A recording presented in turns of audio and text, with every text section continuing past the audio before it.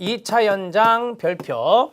자, 기관의 1차적 기능이 아닌 끊어요. 부가적인 역할을 수행하는 사회복지 현장입니다. 기관의 서비스의 효과성에 대한 긍정적인 결과로 사회복지 실천이 부분적으로 실행되는 실천 현장이 됩니다. 사회복지가 부수적인 기능, 즉 2차 기능을 하는 것을 2차 현장이라고 합니다. 사례, 별표. 이거는 시험에 사례로 나옵니다.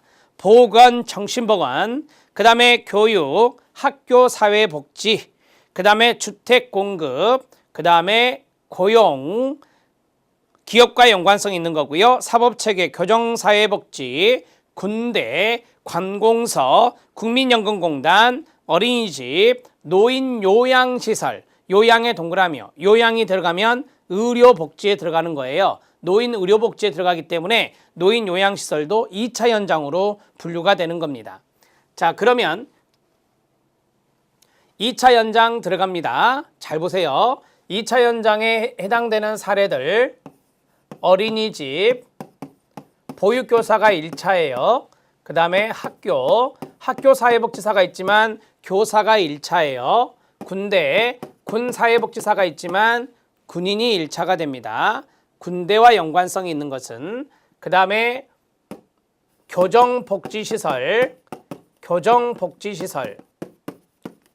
자, 교정복지시설은 듣기만 하세요. 교도소, 소년원, 소년분류심사원, 이런 것들이 이제 바로 이제 교정복지시설에 들어가요. 그래서 이런 것들은 교정이 1차 목적이 되는 겁니다. 관공서, 사회복지 전담 공무원이 동 주민센터에 있죠. 시청, 구청, 군청에 있죠. 이런 것들을 관공서라 했는데요. 이거는 2차 현장이 됩니다. 동주민센터 등. 동주민센터로 시험에 출제됐으니까 자, 이것도 2차 현장이 됩니다. 그 다음에 무슨 공단들이 있어요. 건강보험공단, 국민연금공단, 근로복지공단, 이런 것들은 다 2차 현장이라 말할 수 있습니다. 자, 그 다음에 병원이 있습니다. 의료사회복지사가 있지만 그래도 병원 의료인이 1차가 되는 거예요. 병원, 그 다음에 보건소, 이런 세팅이 여기에 들어갑니다. 자, 그 다음에 정신보건센터라고 하는 것도 있죠. 정신보건센터. 정신보건과 연관성이 있는 것들은 2차 현장이다, 이렇게 보시면 됩니다. 자, 장기요양기관 아시죠? 장기요양기관. 자, 의료 세팅이기 때문에 이것도 2차 현장이라 말씀드렸고요. 그와 같은 맥락에서 노인요양시설도 2차 현장이다, 이렇게 말할 수 있습니다. 자, 병원은 정신병원도 포함하고 있는 것 알고 계시겠죠? 자, 이러한 것들도 다 2차 현장이다. 여러분, 기업체가 있습니다. 기업체도 2차 현장이에요. 산업사회복지사들이 있습니다. 하지만 기업체는 2차 현장이라고 보셔야 되는 겁니다. 아셨죠? 자, 그 다음에 뭐 LH공사, SH공사 이런 거 있잖아요. LH공사나 SH공사, 주택공급과 연관성 있는 것, 이런 것들도 다 2차 현장이다, 이렇게 말할 수 있습니다. 자, 거의 다 들어갔죠? 이 정도 하면 됩니다.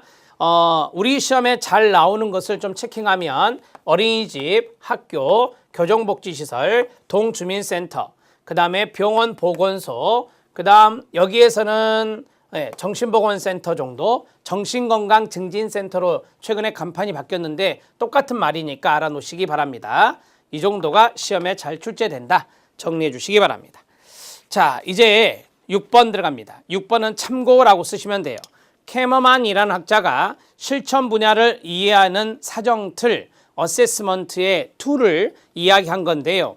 자, 여러분들이 만약에 사회복지기관을 방문해서 여러분들이 그 기관에 감사를 갔다. 그러면 여러분들이 거기에 대해서 이 감사자로서 그 기관을 어세스먼트, 진단해야 되잖아요. 평가해야 되잖아요. 첫 번째, 개입에 초점을 봐야 됩니다. 대상은 뭐 누구고, 문제는 뭐고, 그 다음에 현장, 프로그램이나 개입 방법을 규명하는 것이고요. 그 다음에 역사적인 대응 방식이에요. 그 기관의 연역 이런 거 있잖아요. 역사적인 관심, 그 다음에 현재의 변화, 이런 것들을 쭉 이해할 필요가 있다. 그 다음에 관련 법률과 정책 알아야 되겠죠. 노인 장기화 기관이다. 그러면 장기화보험법 알아야 됩니다. 아동복지시설이다. 아동복지법 알아야 되죠. 이러한 것들이 바로 관련 법률과 정책입니다. 실천 범위에 대한 규정과 서비스 전달을 이해하는 것이고요. 그 다음에 이제 거기 안에 들어가서 프로그램 모델을 어떤 것을 하고 있는지 프로그램 모형이나 전달 체계 봐야 되겠죠. 원조의 종류가 무엇이고 지원 가능한 대상을 결정할 때는 어떻게 하는지, 그 다음에 개입 방법과 직원 배치 유형도 봐야 되겠죠. 그 다음에 연구조사, 평가, 성과, 실천 분야의 전문적 지식과 기술을 이해하는 겁니다. 그래서 연구조사나 평가, 성과 이런 것들을 이제 그 기관에서 어떠한 평가 결과가 나왔느냐, 어떤 성과가 있었느냐, 서비스에 대해서 그런 것들을 봐야 되고, 주요 이슈, 경향, 쟁점도 봐야 될 겁니다. 그 기관에서 주요 논의거리가 있을 거 아니에요. 이슈나 쟁점 이런 것들이 있을 건데 그러한 것들도 살펴볼 필요가 있다. 실천 현장의 특성을 이해하자라고 하는 겁니다. 실천 분야를 이해하는 사정틀은 예전에 초창기에서 박스 문제로 간단하게 나왔었어요. 간단하게 나왔다는 것은 앞에 있는 거, 개입에 초점 붙어서 주요 이슈와 경향 쟁점까지만, 여기까지만 출제를 했습니다.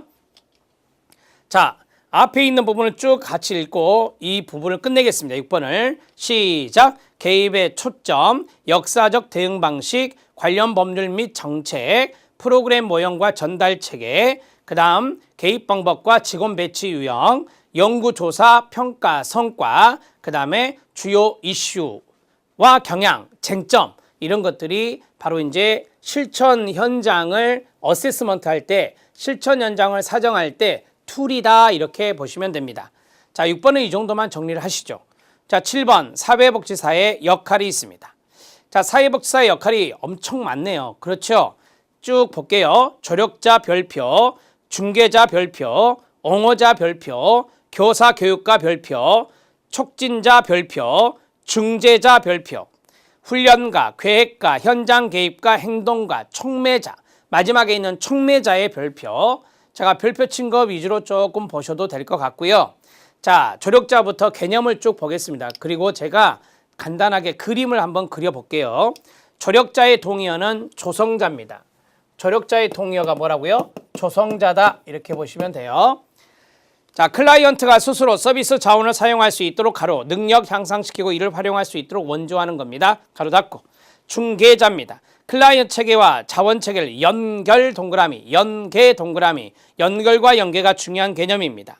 클라이언트를 적절한 지역사회 서비스 자원에 연결시키는 역할입니다. 옹호자, 클라이언트가 자원 체계를 얻을 힘이 거의 없을 때의 역할이며 근원형, 클라이언트가 자원과 서비스를 받을 권리를 유지하도록 돕거나 권리 유지의 밑줄, 클라이언트에게 부정적 효과를 일으키는 프로그램이나 정책을 변화시키는 운동을 적극적으로 지지하고 도와주는 역할이 옹호자, 대변자라고 쓰세요.